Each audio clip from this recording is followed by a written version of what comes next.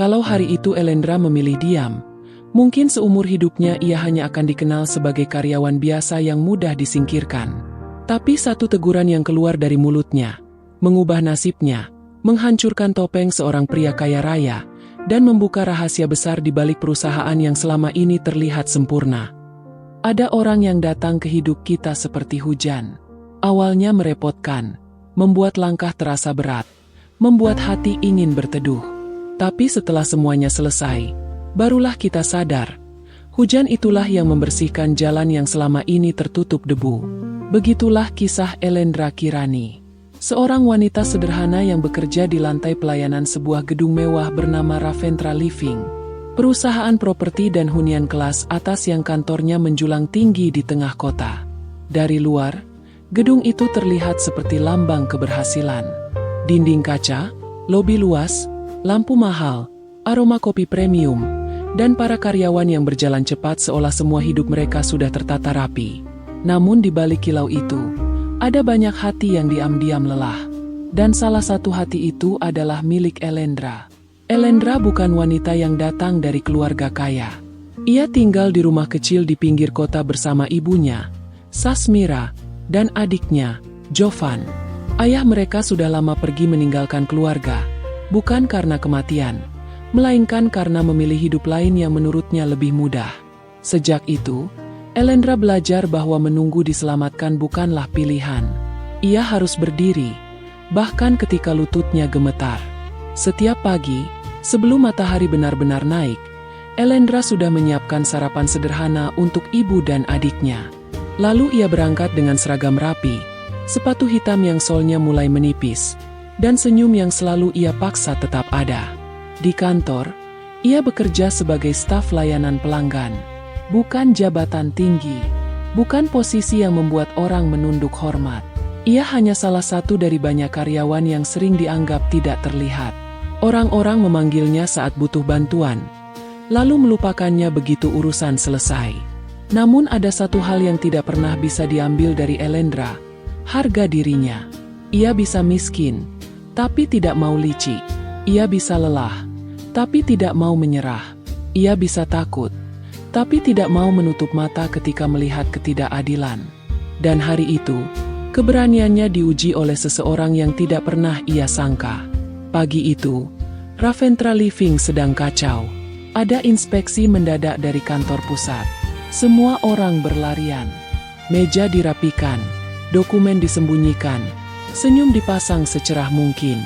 Manajer operasional, Bimarsa Wicaksono, berdiri di tengah lobi dengan wajah tegang. Ia terkenal sebagai atasan yang keras kepada bawahan, tapi sangat manis kepada orang penting. Bagi karyawan kecil, Bimarsa adalah mimpi buruk yang memakai jas mahal. Ia bisa menegur seseorang di depan umum hanya karena map kurang lurus. Ia bisa memotong bonus hanya karena karyawan terlambat 5 menit. Ia bisa tersenyum kepada tamu penting, lalu membentak petugas kebersihan hanya beberapa detik setelah tamu itu pergi.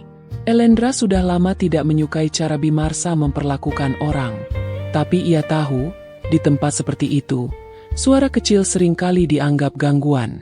Sampai pagi itu, seorang pria baru datang. Pria itu memakai seragam staf gudang berwarna abu-abu. Namanya tertulis di kartu sementara, Raka. Sepatunya terlihat biasa. Rambutnya sedikit berantakan. Wajahnya tenang, terlalu tenang untuk seseorang yang katanya baru pertama kali bekerja di sana. Ia berdiri di dekat lift karyawan sambil memperhatikan sekitar, seakan sedang membaca semua hal yang tidak dikatakan orang. Elendra melihatnya sekilas, lalu kembali melayani tamu. Awalnya tidak ada yang aneh. Raka terlihat seperti pegawai baru yang masih mencari arah. Tapi beberapa menit kemudian, pria itu melakukan sesuatu yang membuat Elendra menahan napas. Ia melihat seorang petugas kebersihan tua, Pak Mahir, sedang membawa kotak berisi alat pel. Kotak itu hampir jatuh karena salah satu pegawainya tergesa-gesa menabraknya. Bukannya membantu, beberapa orang hanya melewati Pak Mahir seolah beliau bagian dari lantai yang bisa diinjak. Raka berdiri paling dekat, tapi ia tidak langsung membantu. Ia hanya melihat. Diam. Elendra yang sedang memegang berkas segera menghampiri Pak Mahir, membungkuk, dan membantu mengumpulkan barang yang berserakan. Setelah itu, ia menatap Raka. "Mas," katanya dengan suara pelan tapi tajam, "seragam yang kita pakai mungkin berbeda, tapi pekerjaan kita sama-sama untuk manusia. Kalau ada orang jatuh di depan kita, jangan tunggu jabatan menyuruh kita membantu." Lobi mendadak sunyi. Beberapa karyawan menoleh. Pak Mahir tampak kaget. Raka sendiri menatap Elendra dengan pandangan yang sulit ditebak. Bukan marah, bukan malu. Lebih seperti seseorang yang baru saja menemukan sesuatu yang lama ia cari. Elendra menyadari mungkin ia terlalu berani. Tapi ia tidak menarik kata-katanya. Bimarsa, yang melihat kejadian itu dari kejauhan, langsung mendekat dengan wajah merah. "Elendra," ucapnya menahan emosi. "Apa kamu sadar sedang menegur karyawan baru di depan orang banyak?" Elendra menunduk sedikit, tapi suaranya tetap jelas. "Saya sadar, Pak. Tapi saya juga sadar Pak Mahir hampir jatuh dan tidak ada yang membantu." Bimarsa tersenyum sinis. "Tugasmu melayani tamu, bukan menjadi pahlawan."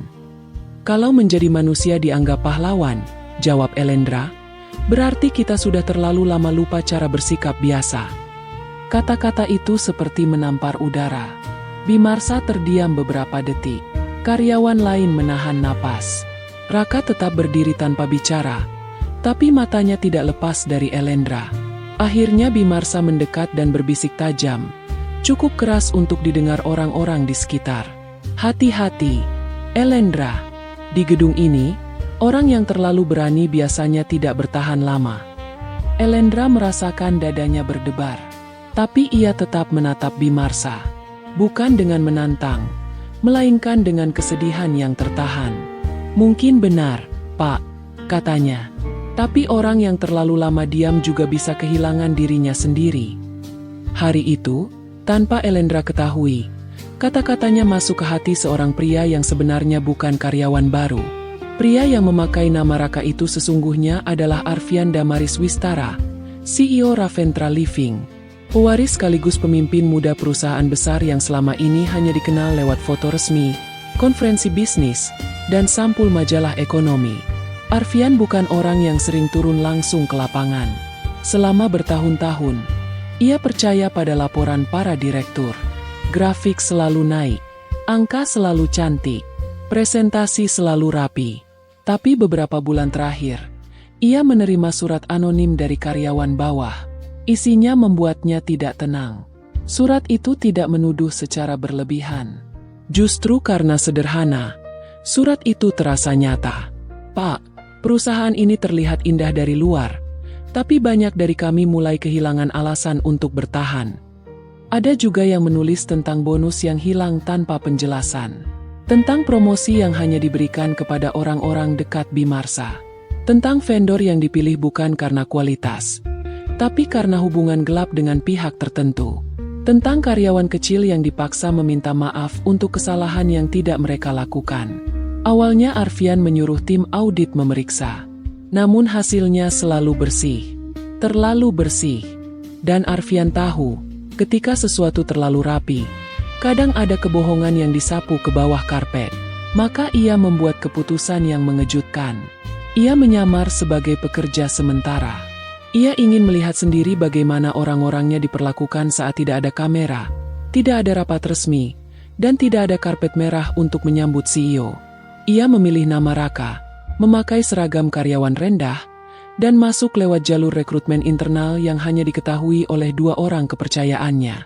Namun ia tidak menyangka, pada hari pertama penyamarannya, ia justru ditegur oleh seorang wanita yang tidak punya kuasa, tidak punya jabatan, tapi punya keberanian yang lebih besar daripada banyak orang di ruang direksi. Setelah kejadian di lobi, Raka ditempatkan di bagian distribusi dokumen. Tugasnya mengantar berkas dari lantai operasional ke bagian gudang arsip dan layanan pelanggan. Pekerjaan yang tampak sederhana, tapi membuatnya punya akses melihat banyak hal.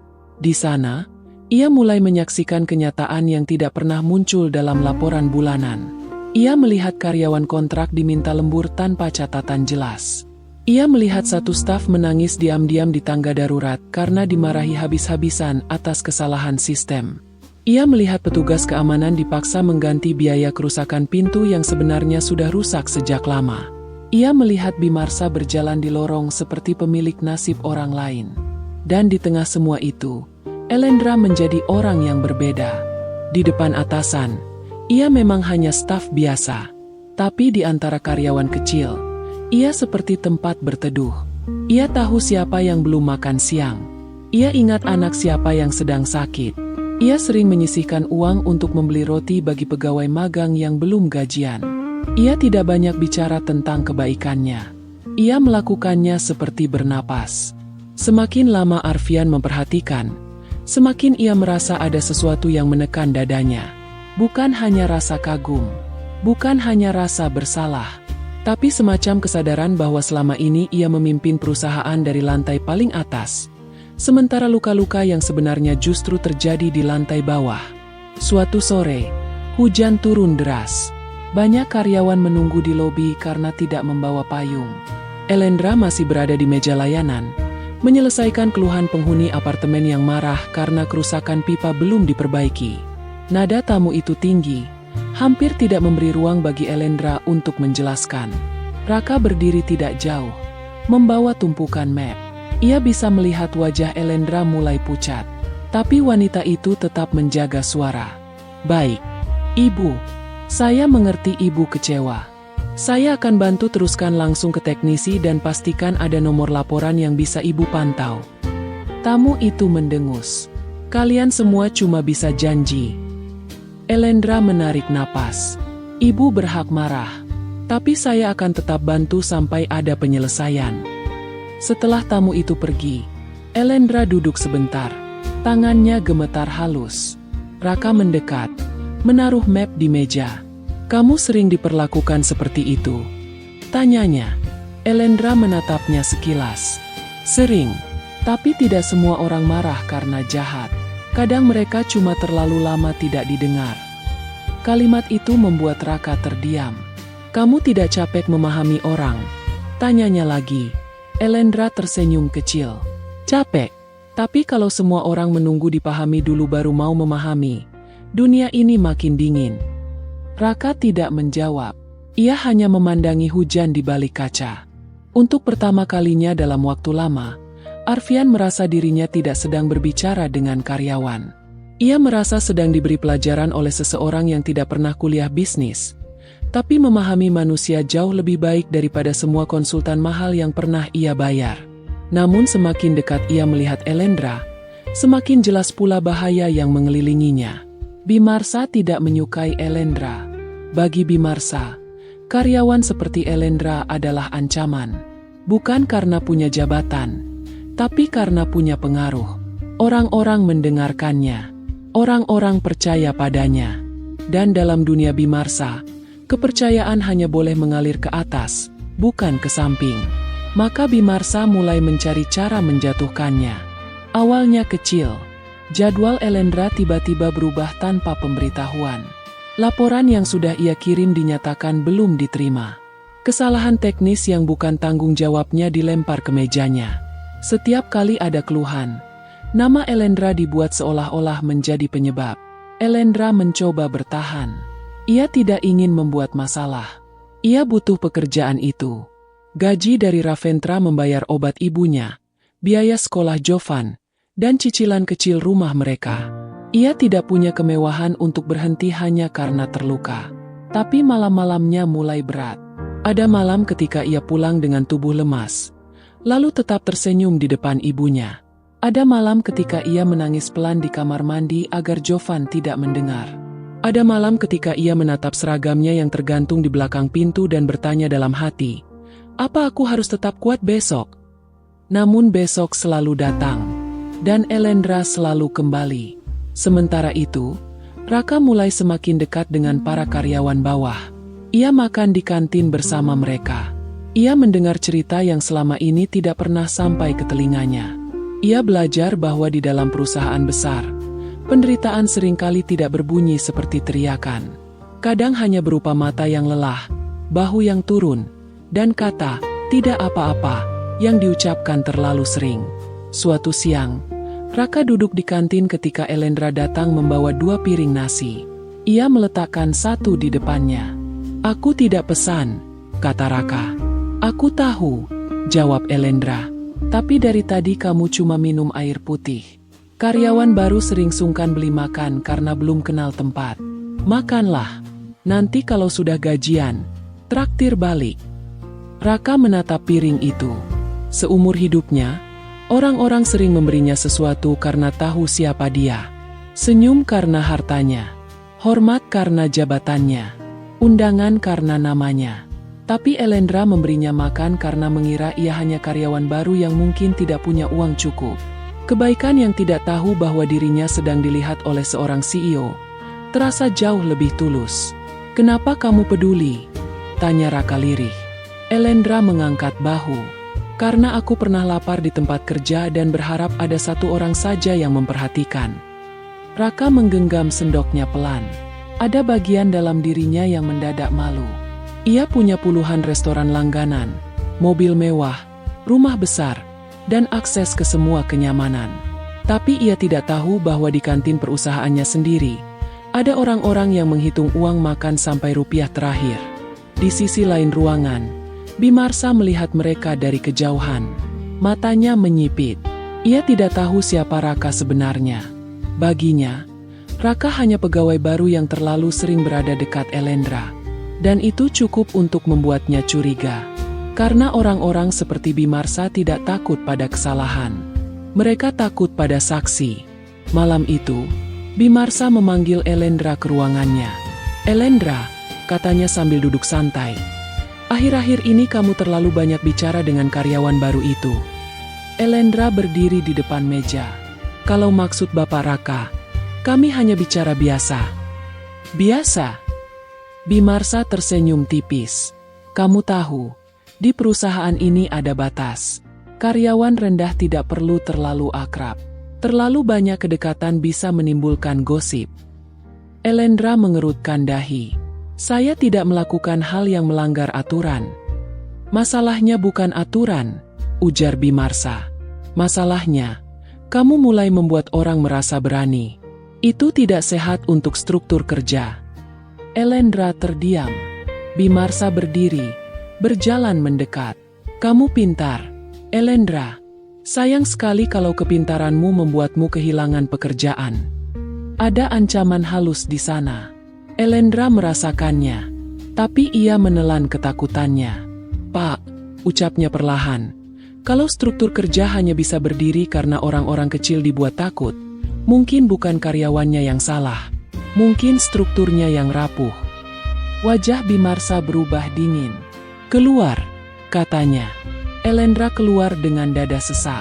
Di lorong, ia tidak tahu bahwa Raka berdiri tidak jauh dari sana. Ia tidak mendengar semua percakapan, tapi cukup melihat wajah Elendra yang menahan air mata. Untuk pertama kalinya, Arfian ingin membuka penyamarannya saat itu juga. Ia ingin masuk ruangan Bimarsa, menyebut namanya sendiri, dan mengakhiri semua permainan ini. Tapi ia tahu, kalau ia terburu-buru, bukti yang lebih besar bisa hilang. Orang seperti Bimarsa tidak bekerja sendirian. Ada jaringan, ada dokumen, ada pihak-pihak yang harus dibongkar. Maka Arfian menahan diri. Namun menahan diri bukan berarti hatinya tenang. Malam itu, di apartemen mewahnya, Arfian duduk sendirian di ruang kerja. Di atas meja ada laporan keuangan, hasil audit, dan foto-foto fasilitas Raventra. Semua terlihat sempurna. Tapi wajah Elendra yang hampir menangis terus muncul di kepalanya. Ia menatap kaca jendela yang memantulkan dirinya. Jas mahal, jam tangan mahal, ruangan mahal. Semua tanda kesuksesan ada padanya. Tapi untuk pertama kalinya, ia merasa sangat miskin. Miskin keberanian untuk melihat ke bawah. Keesokan harinya, situasi menjadi lebih buruk. Sebuah laporan komplain besar masuk. Seorang penghuni apartemen VIP mengaku kehilangan paket dokumen penting di meja layanan. Rekaman kamera mendadak tidak tersedia karena alasan gangguan teknis. Dan nama terakhir yang tercatat menangani meja itu adalah Elendra. Bimarsa memanfaatkan kesempatan itu. Di ruang rapat kecil, ia memanggil Elendra di depan beberapa staf. Wajahnya dibuat sedih, seolah ia kecewa karena harus melakukan sesuatu yang berat. "Elendra, kamu tahu ini masalah serius," katanya. "Dokumen penghuni hilang, dan kamu petugas terakhir yang bertanggung jawab."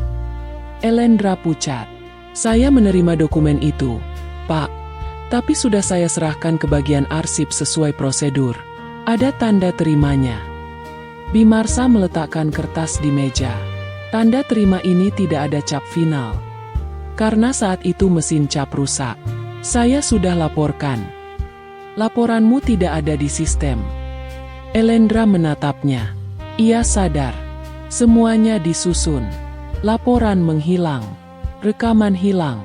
Cap rusak dijadikan celah. Ia sedang dijebak. Salah satu staf berbisik. Yang lain menunduk. Tidak ada yang berani membela. Kecuali Raka. Ia berdiri di dekat pintu dan berkata, "Saya melihat Elendra menyerahkan dokumen itu ke arsip." Semua menoleh. Bimarsa menatapnya tajam. "Kamu siapa?" "Karyawan distribusi," jawab Raka tenang. "Hari itu saya mengantar map ke lantai arsip. Saya melihatnya." Bimarsa tertawa kecil. "Karyawan baru ingin menjadi saksi? Menarik. Kamu bahkan belum tahu prosedur di sini." "Saya mungkin baru," kata Raka. "Tapi mata saya tidak baru." Ruangan membeku. Elendra menatap Raka dengan campuran terkejut dan takut. Ia tidak ingin Raka terseret. Ia tahu bagaimana Bimarsa memperlakukan orang yang melawan. Bimarsa mendekat ke Raka. "Dengar, anak baru. Kesetiaan itu penting kalau kamu ingin bertahan." Raka menatapnya lurus. "Kesetiaan kepada kebenaran juga penting, Pak." Kalimat itu membuat Bimarsa kehilangan senyum. Hari itu, Elendra tidak langsung dipecat. Tapi ia diberi surat peringatan dan dipindahkan sementara ke bagian arsip bawah tanah. Tempat itu lembab, sepi, dan jauh dari meja layanan. Bagi banyak orang, itu seperti hukuman halus. Elendra menerimanya tanpa menangis di depan mereka. Namun ketika ia turun ke ruang arsip, tangannya gemetar. Ia berdiri di antara rak-rak tinggi penuh map, menatap lampu putih yang berkedip. Lalu akhirnya air matanya jatuh. Raka menyusul beberapa menit kemudian. "Elendra," panggilnya pelan. Elendra cepat menghapus air mata. "Kamu tidak seharusnya membelaku." "Kenapa?" "Karena kamu baru. Kamu butuh pekerjaan ini." Raka terdiam. Betapa ironisnya. Wanita itu mengkhawatirkan pekerjaan seorang CEO yang sedang menyamar, sementara dirinya sendiri hampir dihancurkan. "Aku tidak bisa diam," katanya. Elendra tertawa kecil. "Pahit. Itu kalimat yang mahal di tempat ini. Tidak semua orang mampu membayarnya." Raka mendekat. "Kamu takut?" Elendra menatap rak arsip di depannya. Lama sekali ia tidak menjawab. Lalu ia berkata, "Sangat takut, tapi aku lebih takut menjadi orang yang membiarkan semua ini terlihat normal." Raka merasa dadanya menghangat dan sakit pada saat bersamaan. Di ruang arsip itu, di antara bau kertas lama dan lampu yang bergetar, Arfian menyadari sesuatu yang tidak ia rencanakan. Ia datang untuk membongkar kebusukan perusahaannya. Tapi ia justru menemukan seseorang yang membuatnya ingin menjadi manusia yang lebih baik. Hari-hari berikutnya, Elendra bekerja di arsip. Ia menyusun dokumen, memindai berkas, dan memeriksa data lama. Pekerjaan itu melelahkan, tapi dari sanalah ia menemukan sesuatu. Ada pola aneh dalam beberapa pengadaan fasilitas apartemen. Vendor yang sama muncul berkali-kali. Meskipun kualitas layanannya buruk, harga barang dinaikkan jauh dari harga pasar. Beberapa tanda tangan terlihat mirip, seolah dibuat oleh tangan yang sama. Di beberapa laporan, nama Bimarsa muncul sebagai pemberi persetujuan, tapi ada juga nama direktur lain yang ikut terkait. Elendra tidak langsung percaya pada temuannya. Ia bukan auditor, ia hanya staf biasa. Tapi semakin ia memeriksa, semakin jelas bahwa ada sesuatu yang salah. Suatu malam, ketika semua orang hampir pulang, Elendra memanggil Raka ke ruang arsip. Aku menemukan ini, katanya sambil menunjukkan beberapa salinan dokumen. Aku tidak tahu harus bilang ke siapa. Kalau aku lapor ke Bimarsa, jelas percuma. Kalau aku lapor ke HR, mungkin laporannya kembali ke dia. Raka memeriksa berkas itu. Wajahnya tetap tenang, tapi matanya mengeras. Ini yang ia cari. Bukti awal. Bukan sekadar keluhan, tapi jejak. Kamu menyimpan salinannya? Tanya Raka. Elendra mengangguk. Tapi aku takut. Kalau mereka tahu aku punya ini. Ia tidak melanjutkan kalimatnya. Raka menatapnya. Kamu tidak sendirian. Elendra menatap balik. Ada kelelahan di matanya. Semua orang selalu bilang begitu sampai keadaan menjadi sulit. Raka ingin mengatakan siapa dirinya. Ia ingin berkata bahwa ia punya kuasa untuk melindunginya. Tapi kebohongan sudah terlalu lama berdiri di antara mereka. Dan semakin ia menyukai Elendra, semakin berat rasanya untuk terus memakai nama palsu. Akhirnya ia hanya berkata, "Kali ini aku tidak akan pergi." Elendra tidak tersenyum, tapi matanya melembut sedikit. Mereka tidak sadar, di ujung lorong, seseorang melihat mereka.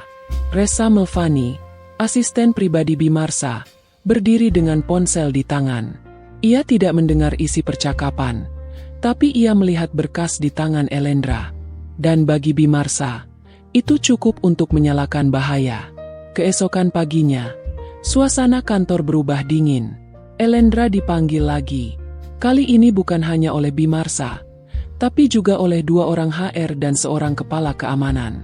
Di atas meja ada amplop coklat berisi salinan dokumen. Bimarsa menatap Elendra dengan wajah dibuat kecewa. "Kami mendapat laporan bahwa kamu mengambil dokumen internal tanpa izin." Elendra merasa darahnya turun ke kaki. "Saya tidak mengambil untuk kepentingan pribadi. Saya menemukan kejanggalan dan berniat melaporkan." "Kepada siapa?"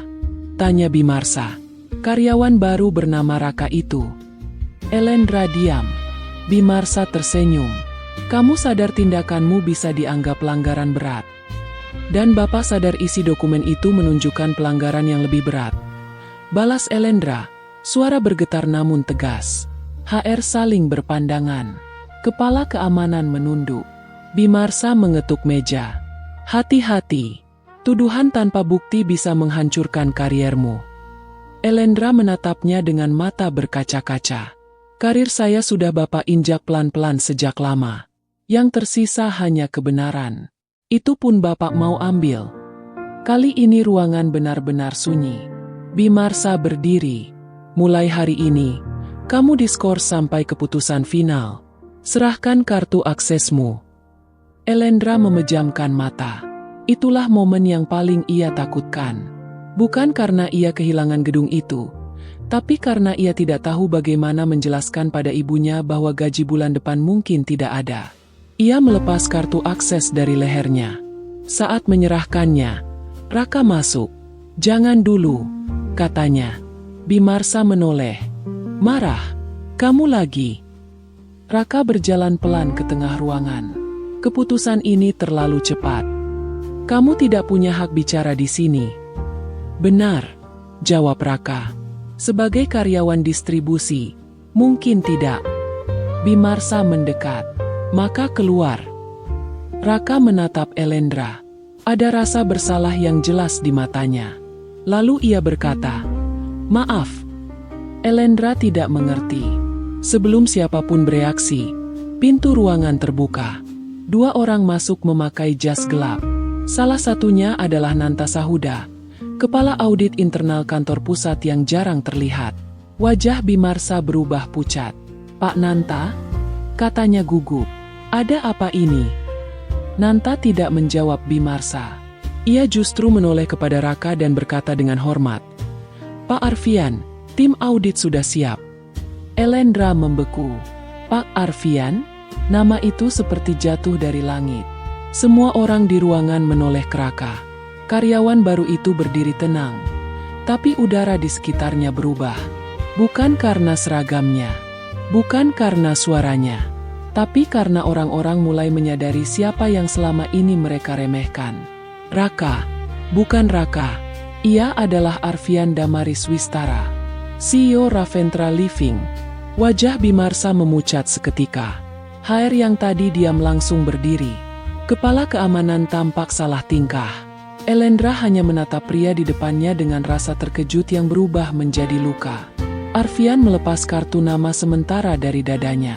Saya masuk ke perusahaan ini sebagai karyawan sementara untuk melihat langsung keadaan di lapangan. Dan apa yang saya lihat jauh lebih buruk daripada yang saya bayangkan. Bimarsa mencoba tersenyum. Pak Arfian, ini pasti ada salah paham. Kami hanya menjalankan prosedur. Prosedur? Suara Arfian rendah. Prosedur yang menghilangkan laporan? Prosedur yang memindahkan karyawan karena berani bicara? Prosedur yang menjebak orang agar kesalahan kalian tertutup? Bimarsa berkeringat. Saya bisa jelaskan. Anda akan menjelaskan kepada Dewan Etik dan tim hukum perusahaan, kata Arfian. Bukan kepada saya di ruangan ini. Nanta menyerahkan beberapa map. Kami sudah mengamankan data vendor, rekaman cadangan, dan catatan komunikasi internal. Ada cukup bukti untuk investigasi formal. Elendra masih tidak bisa bicara.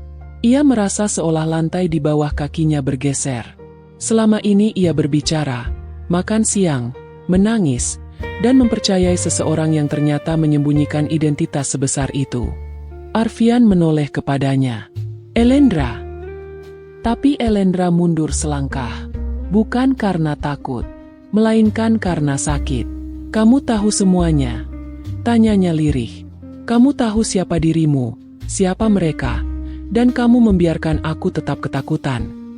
Arfian terlihat terpukul. Aku ingin melindungimu dengan cara yang benar. Elendra tertawa kecil, tapi air matanya jatuh. Dengan berbohong, ruangan menjadi sangat hening.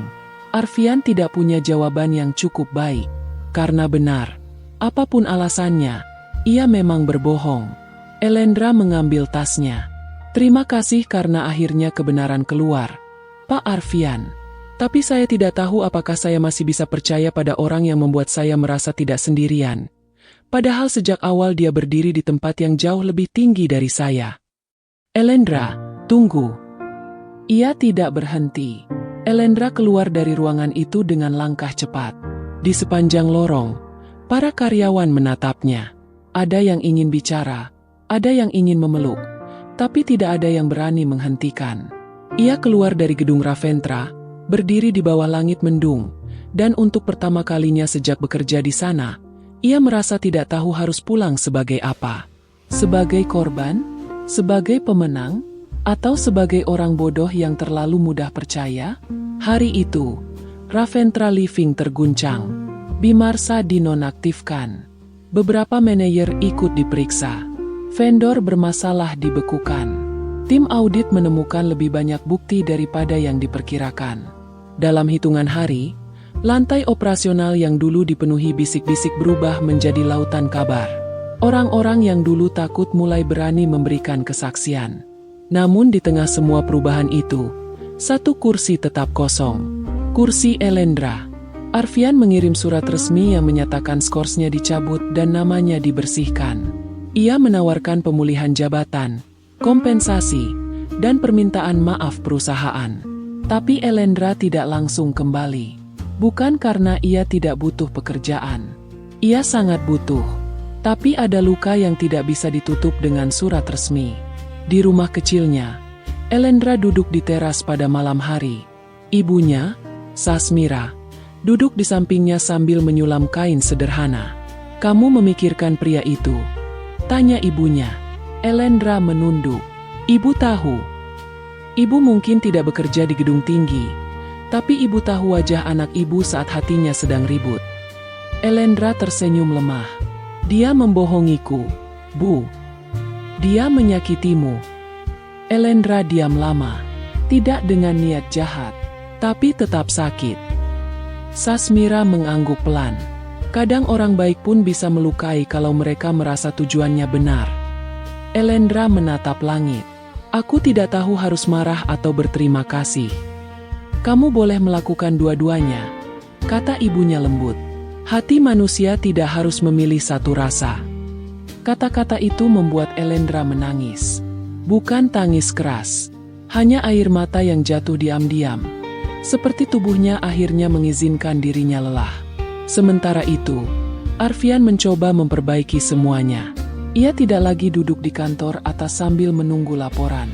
Ia turun ke lantai operasional, berbicara langsung dengan karyawan, membuka kanal pengaduan yang benar-benar independen, dan mengganti sistem evaluasi yang selama ini mudah dimanipulasi. Banyak orang memuji keputusannya. Media bisnis mulai menulis tentang CEO muda yang berani membersihkan perusahaannya sendiri. Dewan direksi memuji langkahnya sebagai penyelamatan reputasi. Namun Arfian tidak merasa bangga. Karena orang yang pertama kali mengajarinya arti keberanian tidak ada di sana untuk melihatnya. Setiap kali melewati meja layanan, ia melihat bayangan Elendra. Setiap kali makan di kantin, ia teringat piring nasi yang dibelikan wanita itu ketika ia masih dianggap karyawan baru. Setiap kali melihat Pak Mahir bekerja dengan lebih dihargai, ia teringat teguran pertama yang menusuk hatinya. Akhirnya, seminggu setelah Elendra pergi, Arfian datang ke rumahnya. Tidak memakai jas, tidak membawa rombongan, tidak membawa bunga mahal. Ia datang dengan kemeja sederhana dan wajah yang terlihat lebih manusia daripada CEO. Elendra membuka pintu dan terdiam. "Boleh bicara sebentar?" tanya Arfian. Elendra hampir menolak. Tapi ibunya muncul dari belakang dan berkata, "Duduklah di teras. Angin malam baik untuk orang yang membawa penyesalan." Arfian menunduk hormat kepada Sasmira, lalu duduk di kursi kayu. Elendra duduk di kursi seberang.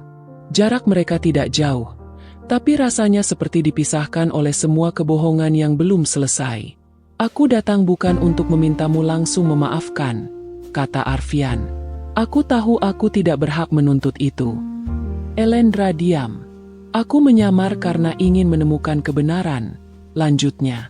"Tapi di tengah jalan, aku lupa bahwa orang-orang yang kutemui bukan alat untuk investigasi. Mereka manusia. Kamu manusia. Ketakutanmu nyata. Lukamu nyata. Dan aku terlalu fokus membongkar kebohongan orang lain sampai tidak sadar aku juga sedang membangun kebohongan sendiri." Elendra menatapnya. Suaranya pelan ketika bertanya, "Apa ada satu momen saja ketika kamu ingin jujur?" "Banyak," jawab Arfian tanpa ragu. "Setiap kali kamu mempercayaiku." Jawaban itu membuat Elendra memalingkan wajah. Dadanya terasa sesak lagi. "Lalu kenapa tidak?" "Karena aku takut semuanya gagal. Karena aku takut bukti hilang. Karena aku terbiasa berpikir sebagai pemimpin, bukan sebagai seseorang yang sedang diberi kepercayaan." Elendra menoleh kembali. "Kamu tahu yang paling menyakitkan? Bukan karena kamu CEO, bukan karena kamu kaya, tapi karena aku sempat merasa kamu orang pertama di tempat itu yang melihatku sebagai manusia, bukan sebagai karyawan kecil." Arfian menunduk. "Aku memang melihatmu begitu. Justru karena itu aku malu." Angin malam bergerak pelan. Dari dalam rumah terdengar suara Jovan belajar, membalik halaman buku. Dunia kecil Elendra terasa sangat jauh dari dunia Arfian. Tapi malam itu, Arfian tidak terlihat seperti orang dari menara tinggi.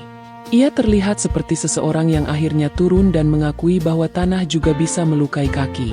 "Aku tidak tahu apakah aku bisa percaya lagi," kata Elendra. "Aku mengerti. Dan aku tidak mau kembali hanya karena kasihan."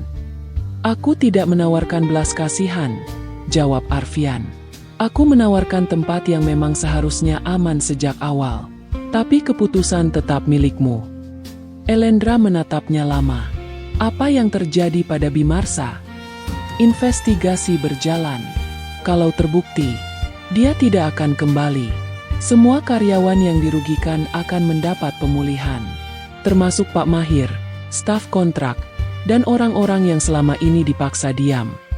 Elendra menelan napas. "Bagus." Arfian mengangguk. Tapi perubahan itu belum cukup. Perusahaan butuh orang yang berani mengatakan saat sesuatu salah. Bukan orang yang hanya mengangguk karena takut. Elendra tersenyum tipis. Kamu sedang menawarkan pekerjaan. Aku sedang menawarkan kesempatan untuk membantu membangun sistem yang tidak lagi membuat orang sepertimu harus berdiri sendirian. Elendra tidak langsung menjawab. Malam itu tidak berakhir dengan pelukan. Tidak ada kata cinta yang tergesa-gesa. Tidak ada janji manis yang dibuat hanya karena suasana lembut. Arfian pulang tanpa kepastian. Tapi sebelum ia pergi, Elendra berkata satu hal. Aku akan pikirkan.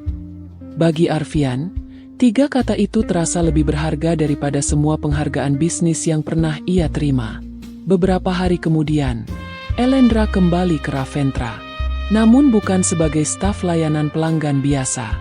Arfian membentuk unit baru bernama Ruang Dengar, sebuah divisi kecil yang tugasnya menampung keluhan karyawan, mengawasi keadilan internal, dan memastikan setiap laporan tidak lagi hilang di meja orang yang salah. Elendra ditawari posisi koordinator. Ia awalnya ragu, merasa dirinya tidak cukup hebat. Tapi Pak Mahir, para staf kontrak, dan banyak karyawan lain menyambutnya dengan tepuk tangan saat ia masuk. Elendra menangis hari itu. Bukan karena sedih, tapi karena untuk pertama kalinya, tempat yang dulu membuatnya takut berubah menjadi tempat yang memberinya alasan untuk kembali. Arfian berdiri di belakang kerumunan. Ia tidak maju. Ia tidak ingin mencuri momen itu. Ia hanya melihat Elendra menerima pelukan dari orang-orang yang dulu diam-diam ia lindungi.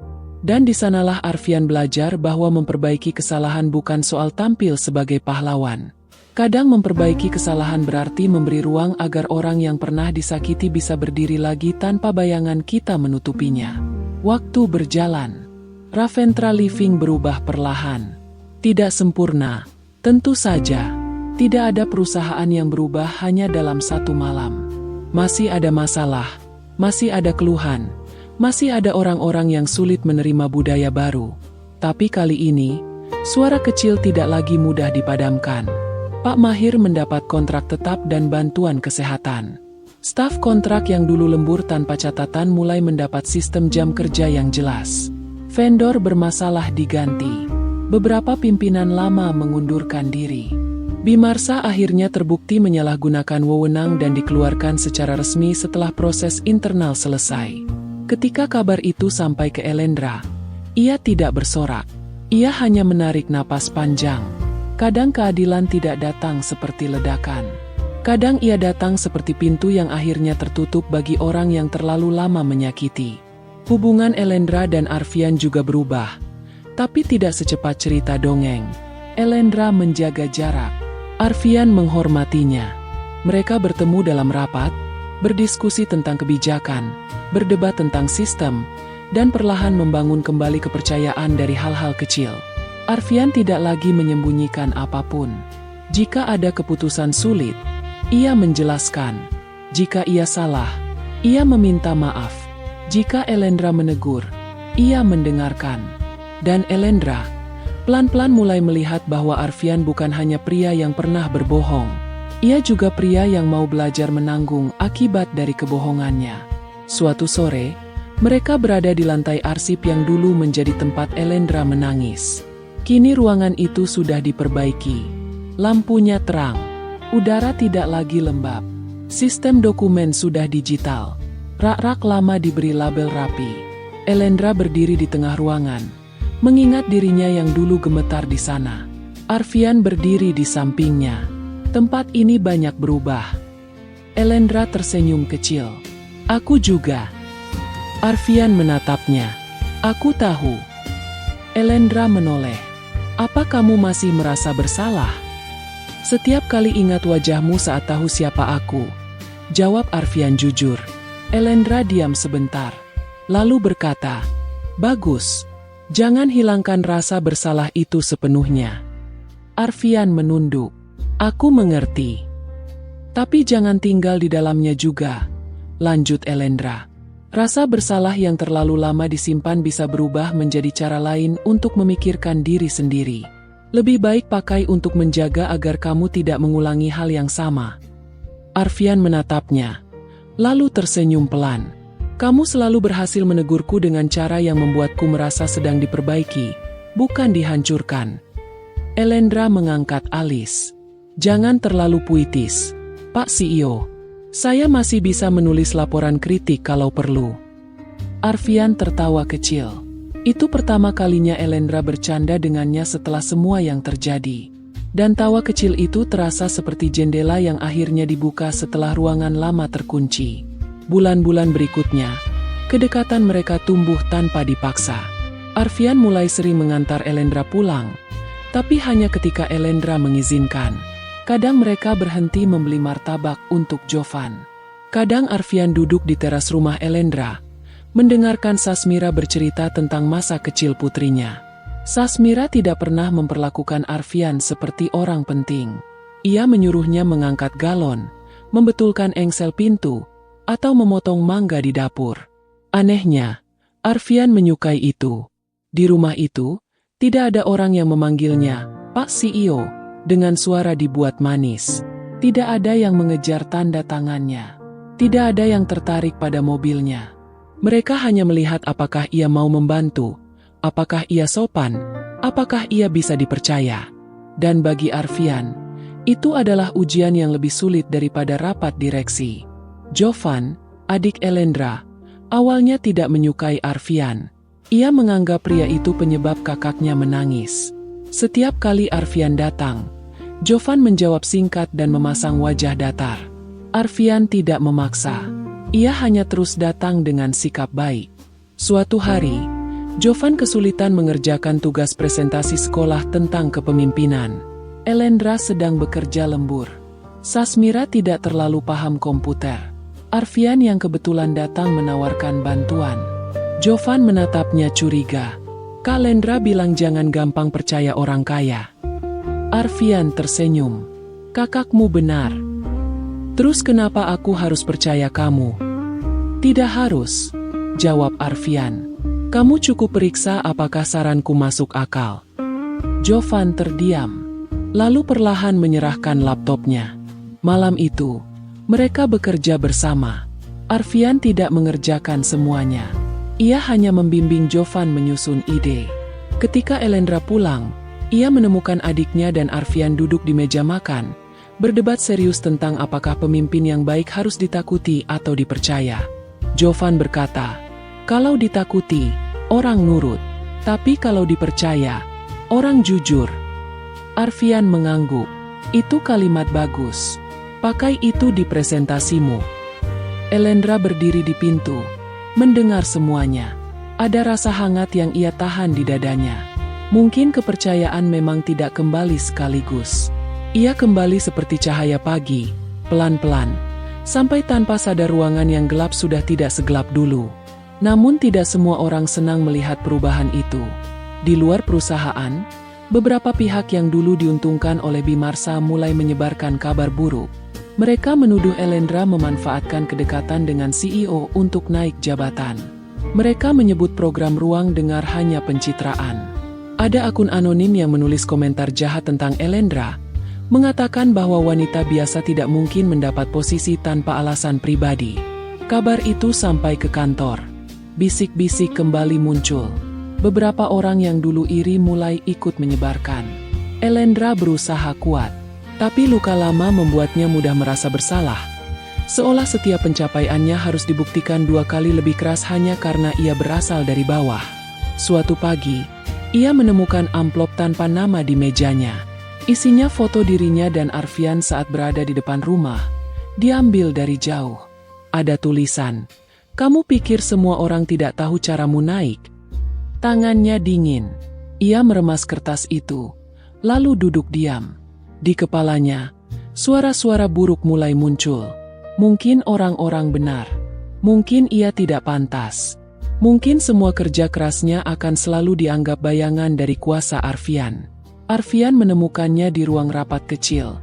Sendirian. Elendra. Elendra cepat menyimpan kertas itu. Aku baik-baik saja. Arfian tidak percaya. Tapi ia tidak memaksa. Boleh aku duduk? Elendra mengangguk.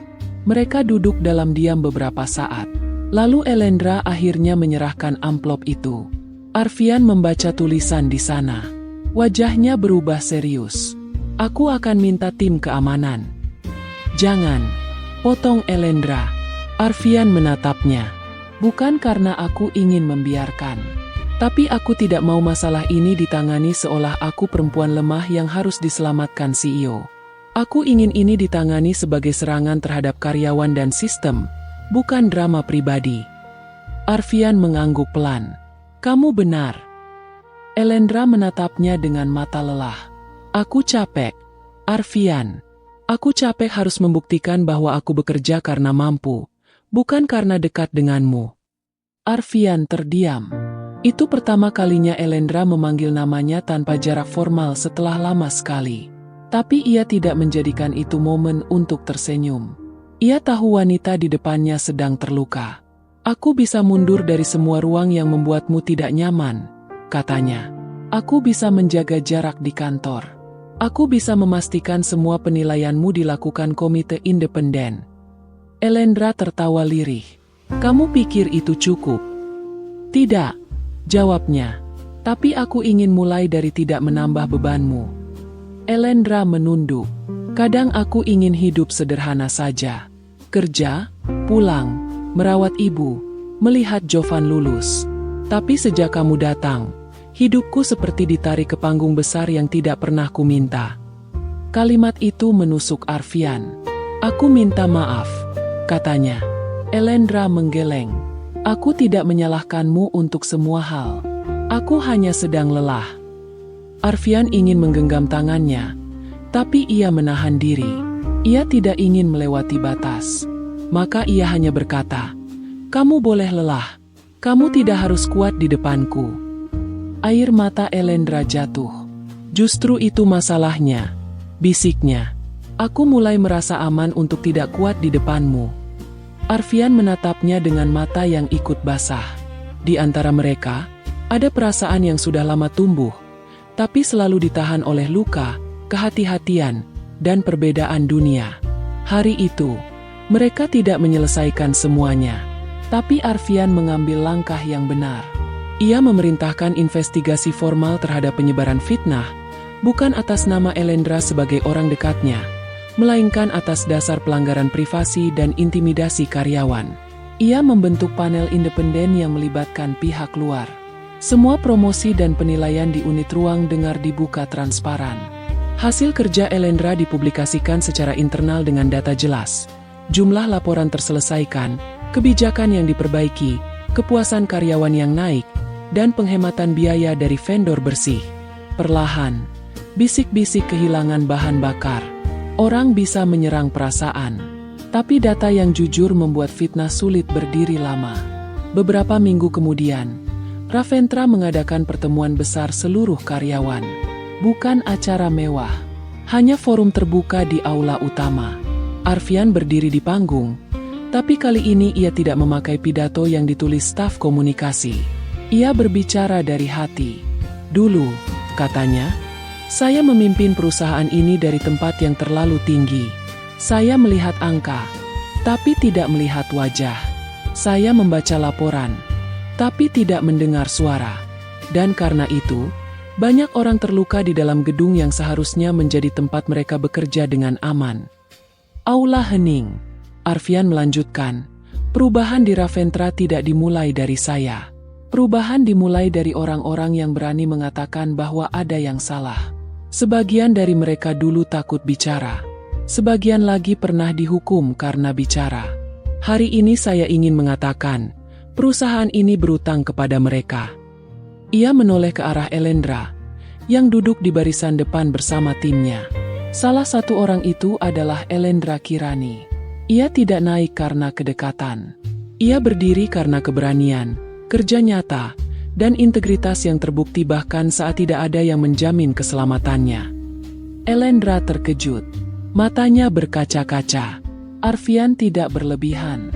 Ia tidak mengumbar hubungan pribadi. Ia tidak membuatnya menjadi kisah romantis di depan kantor. Ia hanya memberi pengakuan yang selama ini pantas Elendra dapatkan. Lalu, satu persatu, karyawan mulai bertepuk tangan. Awalnya pelan, lalu semakin kuat. Pak Mahir berdiri lebih dulu. Disusul staf kontrak, tim layanan pelanggan, arsip, keamanan, bahkan beberapa manajer baru. Elendra menunduk, menangis diam-diam. Bukan karena ia ingin dipuji, tapi karena setelah sekian lama dicurigai, dijatuhkan, dan disalahpahami, akhirnya pekerjaannya dilihat tanpa harus ia berteriak. Setelah forum selesai, Elendra menemukan Arfian di taman belakang gedung. Tempat itu jarang dikunjungi, hanya ada bangku kayu dan beberapa pohon kecil. "Kamu tidak perlu mengatakan semua itu," kata Elendra. Arfian menoleh. "Perlu, tapi aku berusaha mengatakannya dengan benar." Elendra duduk di sampingnya. "Terima kasih." Mereka diam. Angin sore menyentuh daun-daun. Dari kejauhan, suara kota terdengar seperti ombak yang tidak pernah berhenti. "Elendra," kata Arfian akhirnya, "aku tidak tahu kapan tepatnya rasa kagumku berubah menjadi sesuatu yang lebih dalam. Mungkin saat kamu menegurku di lobi.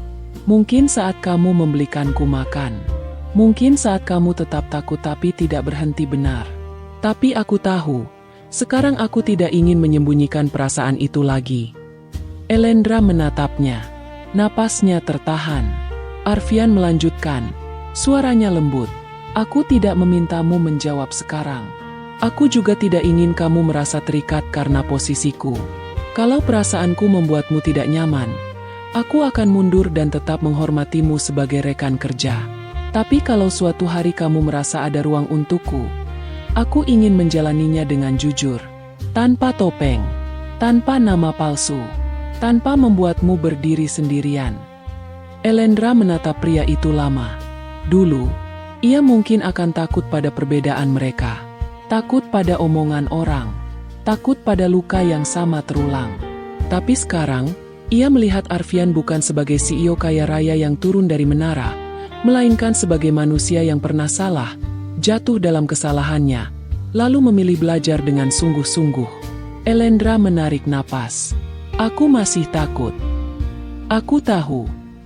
Aku masih bisa marah kalau kamu mulai sok paling benar. Aku siap ditegur. Aku tidak suka hubungan yang jadi tontonan kantor. Aku juga. Dan aku tidak mau kehilangan diriku hanya karena mencintai seseorang." Arfian menatapnya dengan sangat serius. "Aku tidak ingin dicintai dengan harga sebesar itu." Elendra terdiam. Lalu untuk pertama kalinya, ia tersenyum tanpa beban yang berat. "Kalau begitu," katanya pelan, "kita mulai pelan-pelan. Tidak ada musik dramatis. Tidak ada tepuk tangan. Tidak ada pelukan besar di bawah hujan. Hanya dua orang di bangku taman, memilih kejujuran setelah melewati jalan yang panjang. Namun kadang, kebahagiaan yang paling nyata memang tidak datang dengan suara besar. Ia datang seperti kalimat sederhana yang membuat hati akhirnya bisa bernapas." Sejak hari itu, mereka menjalani semuanya perlahan. Arfian tidak pernah lagi memakai kuasanya untuk mempercepat hal-hal pribadi. Elendra tetap bekerja dengan profesional. Di kantor, mereka menjaga batas.